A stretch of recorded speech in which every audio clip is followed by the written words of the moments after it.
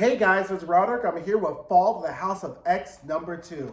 When I tell you I got my entire life with this issue, you would not. This is what the doctor ordered. Fall of the House of X #2 is what the doctor ordered. This gave us action. This gave us plans. This gave us stakes. It gave us some continuity issues, which I'll go into in a second, but this is what we wanted to see. The X-Men taking charge and really decided that we just ain't gonna wipe us off the planet and just move us into the Good Times Project of Mars and all this ish. I like this issue. That was a fantastic issue.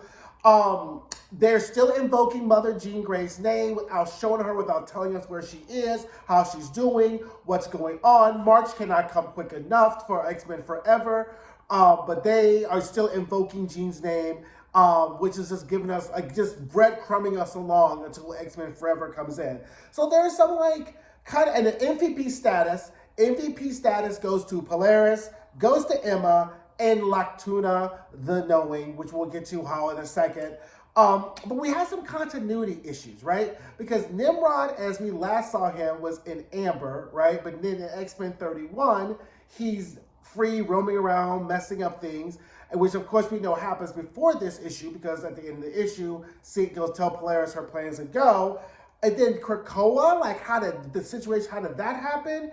And then they reference Invincible Iron Man 15, but that hasn't even come out yet. And then the whole Firestar thing I want to get to later on, I was like, what's going on? So I did kind of hop online to see that one of the critiques they said, which I must agree, is that everything in this issue moves very fast, right? And they do have a lot of ground to cover. There are a lot of things going on. They packed a lot of it in this issue, but I was loving it because this is what I'm reading comic books for, right? I'm reading for breakneck speed. I'm reading for action. I'm reading for drama. I'm reading for high stakes, right? You have to give us, so you just can't keep breadcrumbing us along, giving us these narrative stories and not give us some action. And baby, this starts off with some bomb-ass action. So let's get into it. So we're on the Bloom, and Stasis is ho-humming, talking about,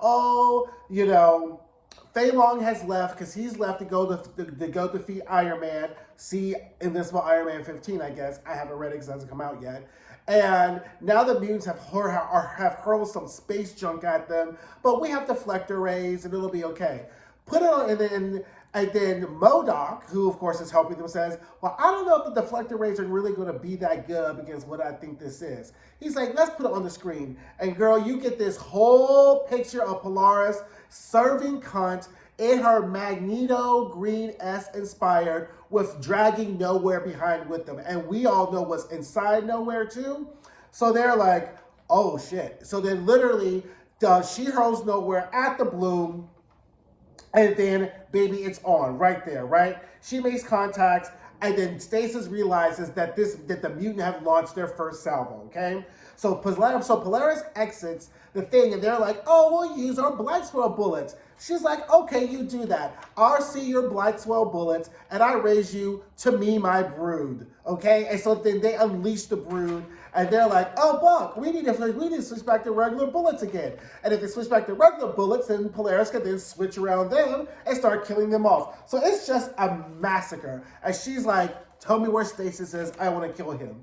Meanwhile, on Orchis Shuttle Delta, another continuity issue is that Wolverine has been captured by Orchis and is on his way back to Orchis Shuttle. But they realize that now the Bloom is under attack and they need to go in and help. And then Wolverine starts laughing, and all of a sudden Colossus pops up out of a uniform, and then they start killing people or whatever. Kurt pops up, pops somebody out the thing, and they're on their way because they need a way to get into the Bloom, and this is how they're going to do it. I was like, when did he get captured? How did this happen? When did this plan? But whatever, right? So they land on the Bloom too, and they're like, oh shit, Polaris has started the party already. Okay, cute. Who invited the Brood, right? And then Wolverine's like, I trust Brood, he's okay. And Kurt's like, yeah. They're okay until they're not okay. But not my monkey, not my circus, right? So they go about so they decide they need to find Firestar because now this shit's popping off. They need to get Firestar out of here before she ends up getting caught up, right? So then here comes Polaris. She meets up with Wolverine and them, serving again cunt with a coffee cup, talking about this coffee's horrible. I'm gonna go up, I'm gonna kill Firestar and stasis. And then Kurt's like, "Ooh, girl, you missed the memo. Firestar was a double agent. Jean planted memories in Stasis' head right before she died." And she's like, "Girl, this bitch, I love her." That's such a Jean thing to do. Which, of course, if you remember when Kitty found out, she was like, "Oh my God, that's such a Jean thing to do." Why? Because that's a brilliant motherfucking plan, right? I'm going to use my last dying seconds not to say goodbye to my husband, all my children, all my professors, all my best friends, but I'm going to save y'all asses with a double mole setup. That's why Jean Grey still is the Omega of all Omegas. But anyhow, they're like, Polaris is like, "Okay, cute. So what's our plan for getting Krakoa and Cyclops out?" Zoom cut.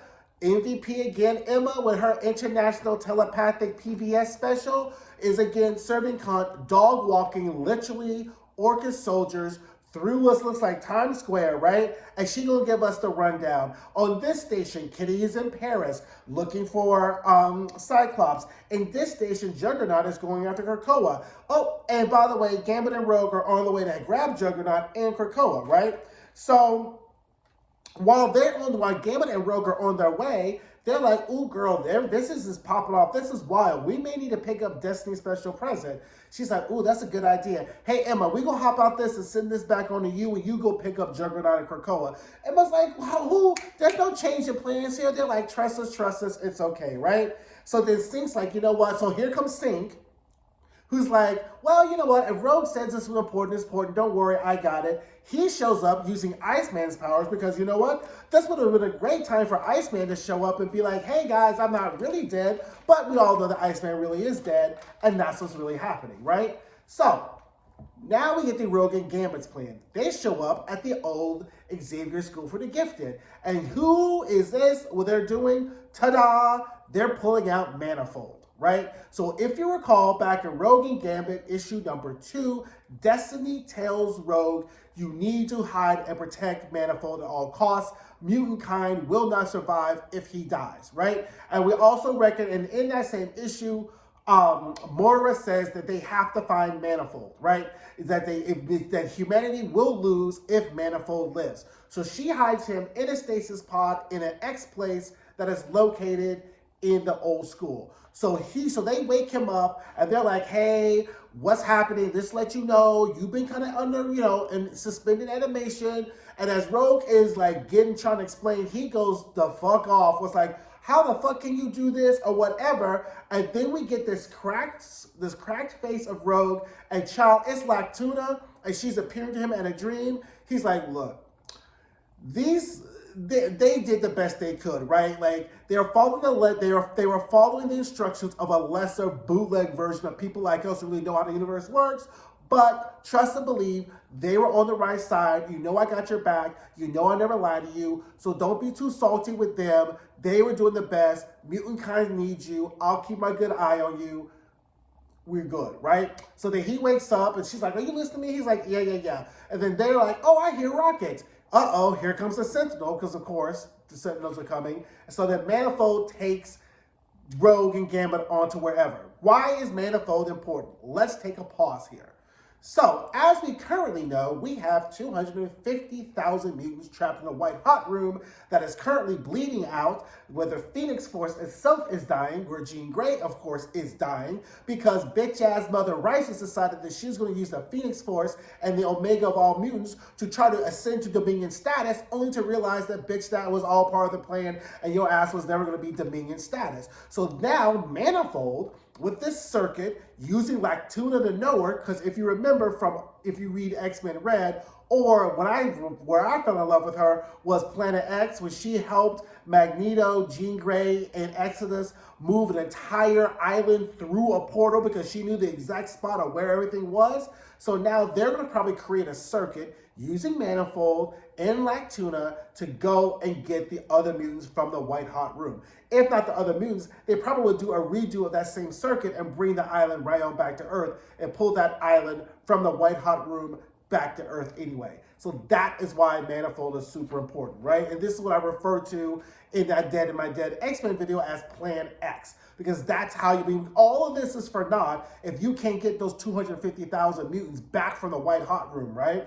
So anyway, This is really, really, which I thought was a fantastic thing, right? So the bloom is falling, Wolverine is chasing Stasis, and Stasis is like, you can't catch me, and if you kill me, you're not gonna know what's gonna happen to Firestar. And I'm like, what happened to Firestar? When we left Firestar, Tony Stark was telling her fiery ass, you need to get out of there because everything's about to pop off and you ain't gonna be safe, right?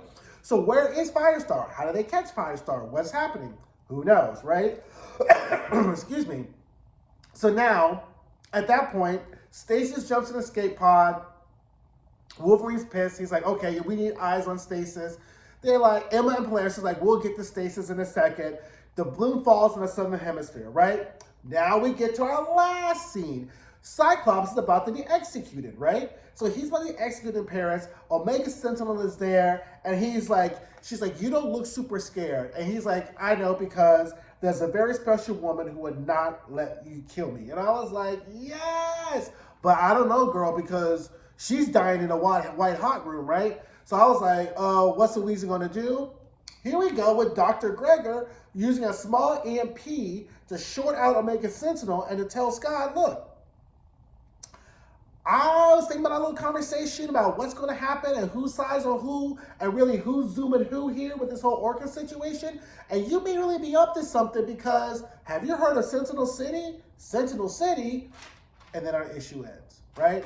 So it was a lot. It was intense. It was everything. Yes, this is what I have been dying and craving for the fall of X. And I don't understand why we could not have this type of action and build up. I know you need build up for these things, but this was fantastic. I love this. I want this in the rest of the issues. I think there's going to be 5 issues. So we're on issue 2. So we got 3 more issues. So that makes sense. May, when everything wraps up. So this was fantastic. Pick it up. Don't forget to like, don't forget to comment, don't forget to subscribe. Let me know what you think, because there was some scuttlebutt out there that people didn't like this issue. I loved it. Loved it, loved it, loved it. Okay, guys, talk to you soon. Bye.